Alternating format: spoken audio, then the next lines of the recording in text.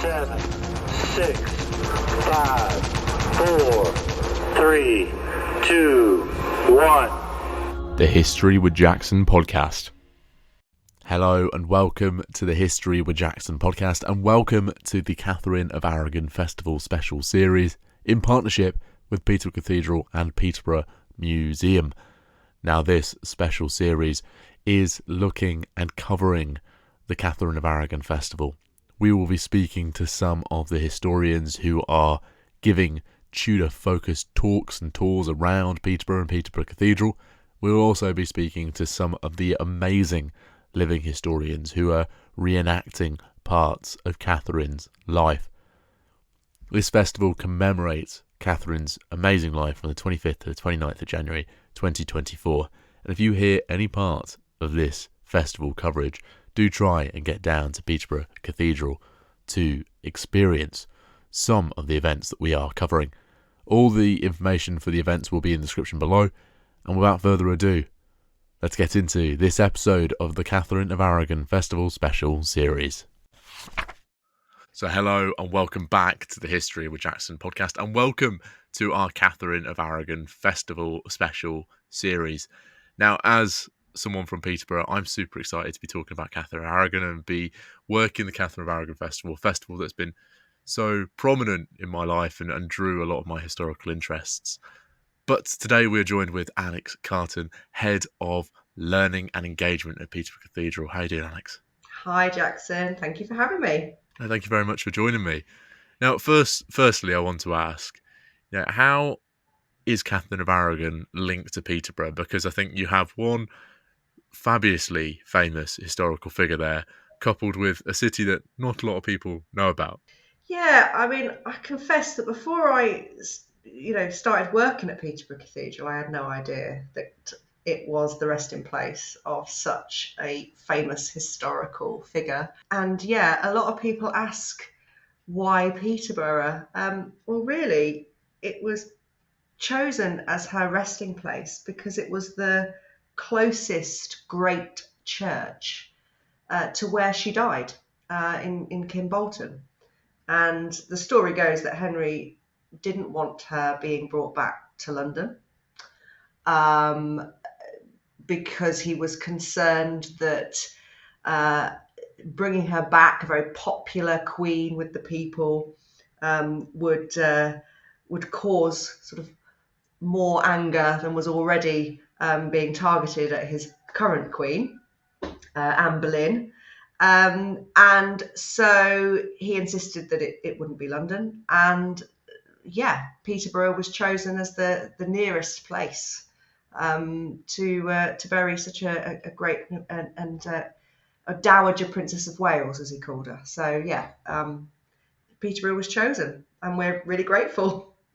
No, I'm super grateful as well, and for Katherine to be buried in, I don't know why it's such a first name basis when you live in Peterborough with Katherine of Aragon, but well, she's ours, isn't she? Yeah, exactly. I like that point. She is ours, but she is now. Yeah. For her to be buried in such a beautiful cathedral, I think is kind of testament to how popular around here she is, but how important she is to the local area and how important the Queen she was for England. Now, the festival. How do we commemorate Catherine's life during the festival? In all sorts of ways. I mean, every year since, I don't know, I mean, I've only worked here since 2016, and the festival has been going long before that. But every year a civic commemoration service has been held on the Friday closest to her burial date, which was the 29th of January. And that's something that the cathedral has kept going across the years. So again, historically, local dignitaries, representatives from the Spanish government, local schools were invited to come and remember her life, and readings, poetry, music would be used to celebrate her and commemorate her burial. So that's sort of the not the highlight, I would say, but sort of the focus point of the festival. And then around that, we've built up over the years a programme of lectures, family activities, tours, and so on, as well as special events for schools to sort of broaden the programme and make it as accessible to as many different people as possible. I think it's really nice that we're getting visiting dignitaries that come to the event to commemorate Catherine's life, especially dignitaries from Spain, because that was such an important part of her identity and her cultural impact on Britain, or on England, to be more specific there. But that accessibility feature that you talk about is a huge part of what we do here at History Jackson, trying to make history accessible and digestible. But what events have we got that are making history accessible, and this Tudor history accessible to people? Yeah, so we've got kind of, as for as long as I can remember, there's always been a lecture. And pre-COVID, that was always done at the Cathedral or at the museum. This year, we've got 2 lectures, one at the museum and one online lecture, which we, as a cathedral, took the decision to implement in 2021, which was the first festival affected by the COVID restrictions. And we've kept it as an online event, again, to make it as open to people who cannot travel. So yeah, we've got a couple of lectures. We've got family drop-in makes, sort of, make your crowns and your gable hoods and your pomegranate tree decorations, all sorts of weird and wonderful things. We've got paper crafting workshops for families and adults. I'm really excited about those because we've got a local artist, Shobna Patel, who's a paper crafting and bookbinding expert, who's going to come and make with learners a 3D paper portrait of Catherine, which is lovely. Catherine was known for popularising black work embroidery. So for the first time, we're running an embroidery workshop. So we've kind of gone down sort of the crafts and the hands-on. And then we've got that fun living history element as well on the Saturday. So we will have Tudor reenactors parading around the building, meeting visitors, talking to them about their outfits. We've got sort of Tudor selfie stands. And we've also got on the Saturday another local artist, Karen Neal, coming to create a community art piece, which we're calling the Tudor Cartogram, which is going to be an illustration that everybody, young and old, talented artist or not talented artist, as it would be if I was making something for it, illustrates her journey from birth in the Alhambra all the way through to her final resting place in Peterborough. And that's going to be on display in the Cathedral throughout the month of February. So yeah, really excited about that. We've got tours, Tudor walks, tours of the building. And then it all sort of finishes on the Monday with a big day aimed exclusively for schools. So we have invited local schools to come and participate in a range of Tudor activities, and we've got external providers coming for that. So yeah, all sorts. It really is a jam-packed long week, and that Friday in particular is absolutely packed to the brim of amazing events that commemorate Catherine and different religious aspects of her life as well. But I love how this festival is not only taking Catherine as a political or diplomatic figure, but it's also bringing to life some of the more human features that made Catherine who she was, with the embroidery and so on, and looking at her as a person as well, which I absolutely adore, because Catherine is such a special person in the life of people from Peterborough. But you mentioned something within that as well, working with the museum. This year, the relationship with the museum seems to be even closer than it has been before, and it's taking the festival to another level. Could you let us know about that?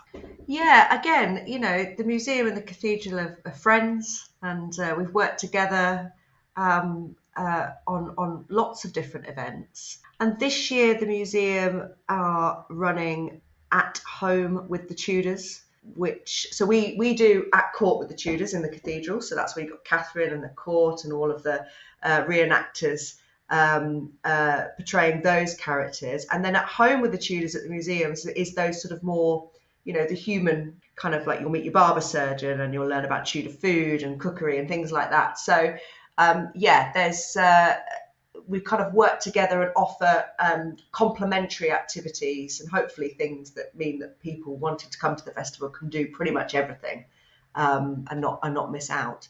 They're doing some fantastic family walks as well, tours of the vaults, and they're doing family tours as well. So yeah, they're doing lots this year, which shows that both our institutions, the museum and the cathedral, really value her as a Peterborough person, and want to celebrate and her life in as creative, fun and way as possible, really. It's a really nice little historical circle that you can do through Peterborough, through the city centre into the museum. I'm really looking forward to doing it. And those pre-skate tours our pre-skate vault tours are going to be absolutely amazing, to go underneath the museum and look at the foundations of that Tudor building. I cannot wait to do that, to be honest. Yeah, I think they offer those, but this is the first time they've linked them with the festival, I think, as well as their Tudor walks, which are always really popular, to take in the city and come into the cathedral at the end, and some family-friendly tours as well that they're doing, sort of aimed specifically at families. So they're doing those on the days when we're not doing ours. So we've got sort of family-friendly tours on both the Saturday and the Sunday of the festival this year. And I do like that there's a provision for children within the festival. But I want to ask you, what is the moment that you are looking forward to the most within this festival, Alex? Oh, what's the moment I'm looking forward to? Well, I always love the arrival of Catherine, Henry and their court into the cathedral at about 11 o'clock on the Saturday. So, they really do make a show when they arrive, and all the visitors, no matter how old they are or young they are, always stop. They love it.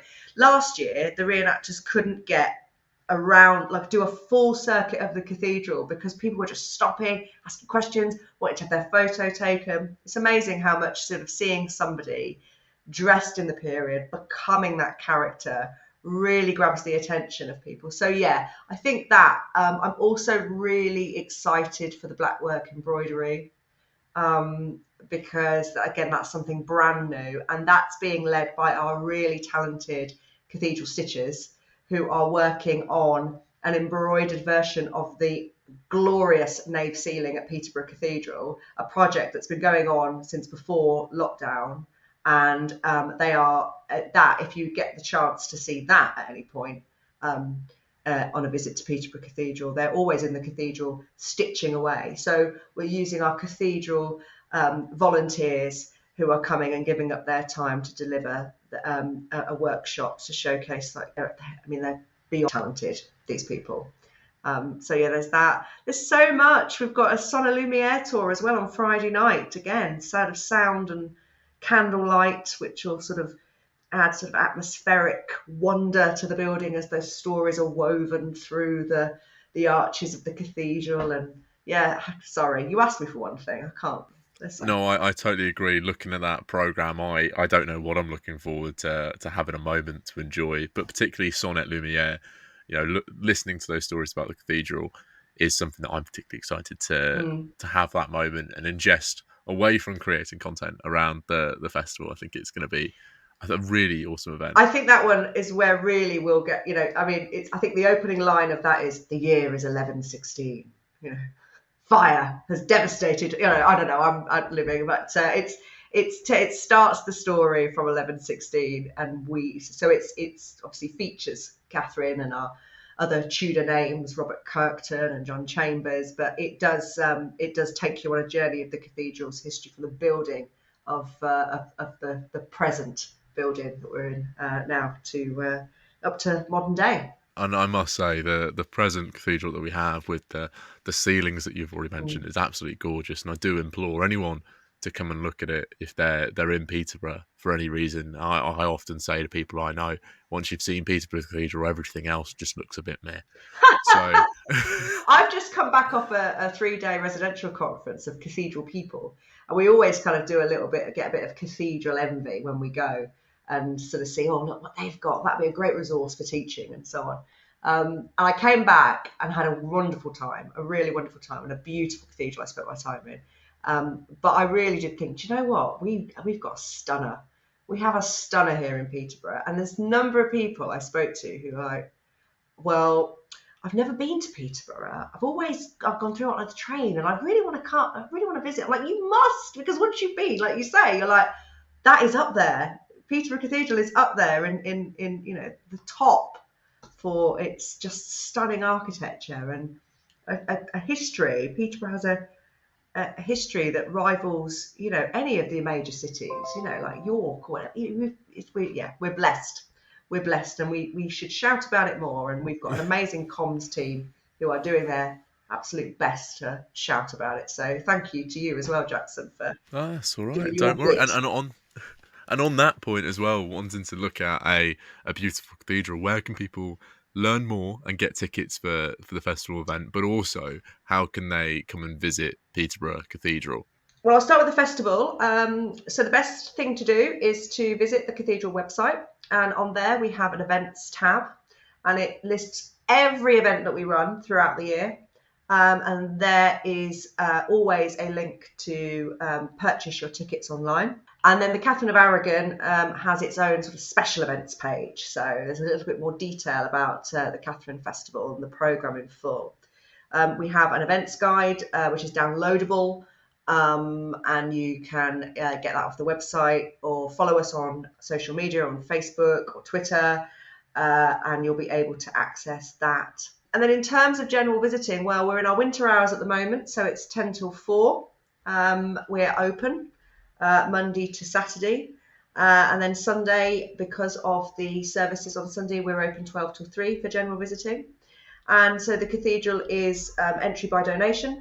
So visitors can come along, enjoy the gorgeous architecture, take a highlights tour, take a tower tour, and then come along to one of our fabulous events, because they are varied and really eclectic mix of different things that people can enjoy in the space. It really is going to be an awesome few days, and I definitely encourage anyone to come and visit and take part in some of the events if they're about, or if they just want to drive down and experience Peterborough. It's a great city and a great event. Yeah, the Saturday is aside from some of the pre-booked things which are on the website, the Saturday family thing is just come along, just rock up, come along, see, and just spend a bit of time in the space and meet Henry VIII.